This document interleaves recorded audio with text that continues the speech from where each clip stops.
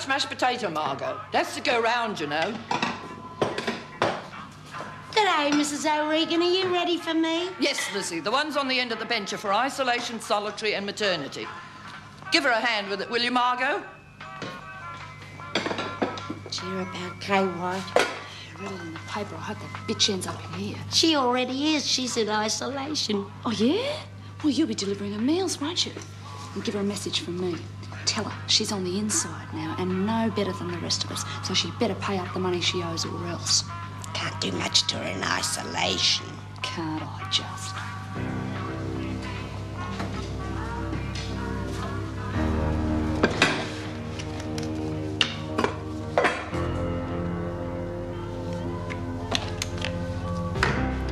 Make sure you give her this one. Tell her she better pay up the money she owes me, otherwise there'll be worse to come.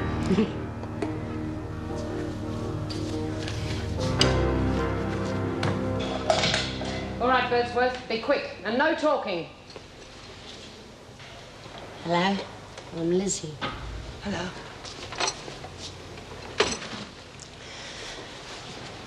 I got a message for you from Margot. She reckons you better pay her what you owe her or else. And believe me, she means what she says. The other women are crooked on you too. Why? What have I done to them? Well, you dobbed them in about the extra work they were doing. And you stopped their work release. No, I had nothing to do with that. Well, you laid your hands on quite a bit of dough, or so it says in the papers. No, that wasn't me. The business was going broke and my boss needed someone to blame, so he set me up. The others are not going to buy that. Birdsworth, what are you doing? I said no talking. Now get going. Oh, I can't eat this muck. Hey, this food is dreadful. The tucker in here always is. No, something's been done to it. They're trying to poison Will you me. stop your nonsense, White? But I can't eat it. Then you'll go hungry.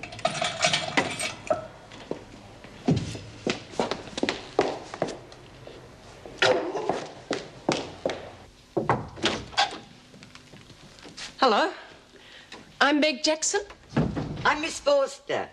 I hope you're going to like working with us. I've brought you some files on prisoners that you may need to be conversant with. Oh, put them over there, dear, somewhere, will you? Well, one you want to study is on a woman called Beatrice Smith. She tends to be something of a self-styled leader. There's not much goes on that Bea doesn't know about. Oh, really? Would you care to join me in a cuppa, dear? Oh, no, not at the moment, thank you. Oh, well, then perhaps you might like to plug in the jug for me. We do have a staff room, you know, where we have our tea and coffee breaks and eat our lunch. Perhaps you'd like me to show you where it is? Oh, that won't be necessary, dear. I'm quite self-sufficient. I bring a packed lunch every day, and I have my electric jug and my tea bags. Wouldn't you like some company? Oh, no. I've got plenty to occupy my mind. No need to fill my time with pointless chatter. But it would give you a chance to meet some more of the staff. Oh, I'm sure I'll make their acquaintance in due course. As I say, you're quite welcome to join me in a cuppa. Oh, no, thanks. I was just going to the staff room. Well, don't let me detain you, dear.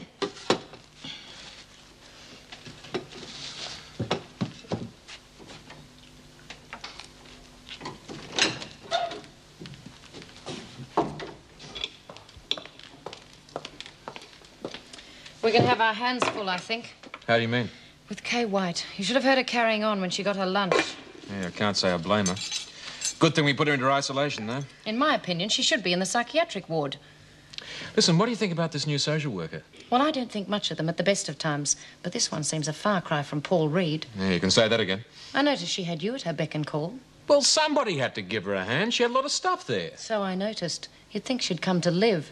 You ought to see her office. Books, pot plants, knick-knacks all over the place. Seems to me like she could be in her dotage. No, she seems pretty bright. I don't think anyone could put anything over on her. Well, I hope the women here can't. Because they could certainly twist Paul Reed round their little finger. Ah, you two started. I'm running a bit late. Well, we're just talking about this new social worker. Did anyone think to tell her where the staff room was? Yes, I went in there a moment ago. She said she'd rather eat in her office. Oh, did she? An antisocial social worker, eh?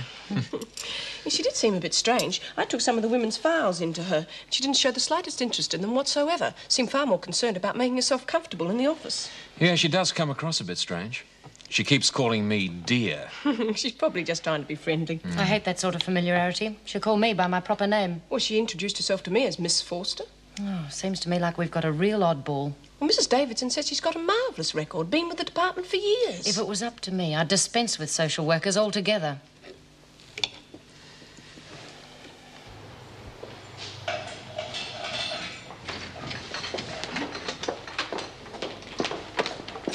I couldn't eat this. I told you. That's up to you. They've put something in it. They're trying to poison me. I wish you'd listen. Why would anyone want to poison you? The food in here is perfectly good. You'll get used to it. Why won't you listen to me? This food is poisoned. Here, taste it yourself. I saw this tucker dished up, same as everybody else got. No one else complained. Aren't you going to do anything about that? Will you stop this nonsense? You won't get very far in here carrying on like that. I want to see the governor. The governor can't be bothered with complaints about the food. I want to see the governor. You have to let me. All right. Come with me.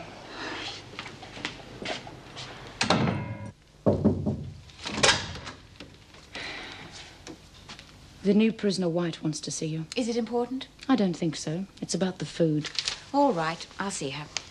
In here, White. You have a complaint about the food.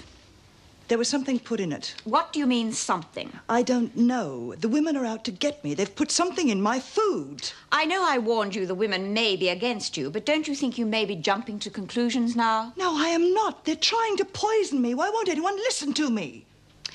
Did you taste the food, Miss Bennett? No, I'm used to the prisoners complaining. Where is the meal now? I had it sent back to the kitchen. I see. All right, White, I'll look into the matter. I should be getting better treatment than this. I'm not even guilty. I should be out on bail by rights if I had the money. Do you have legal representation? No, I haven't. I can't afford it. Well, legal aid will look after that. Take White to see Miss Forster and ask her to arrange a visit from a legal aid solicitor. Very well. Come on. Oh, and Miss Bennett, I shall be out for a short while. You get your money. Yes, yes, I know you had to wait a little longer than usual, but there'll be a check in the post next week. Yes, well, after your present attitude, you can be sure I'll be looking for a new supplier.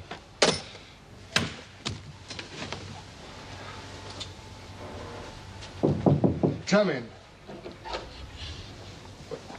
Erica.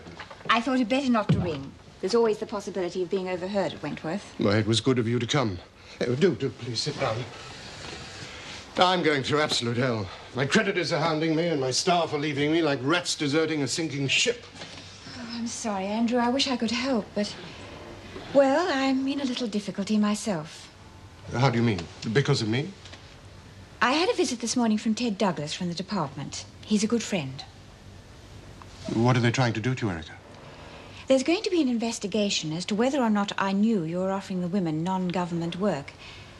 Frankly, Andrew, my job could be on the line. Oh, hell. It's all my fault. Is there anything I can do? I was forced to deny there was anything more between us than a business relationship. It's important the inquiry doesn't reveal otherwise. Well, you know, I won't do anything to jeopardize your position. I know. Of course, this means I won't be able to see you again. Well, everything else has gone bad for me. Why not this? You know, I really do care about you, Erica. Yes. But it's impossible for us, Andrew.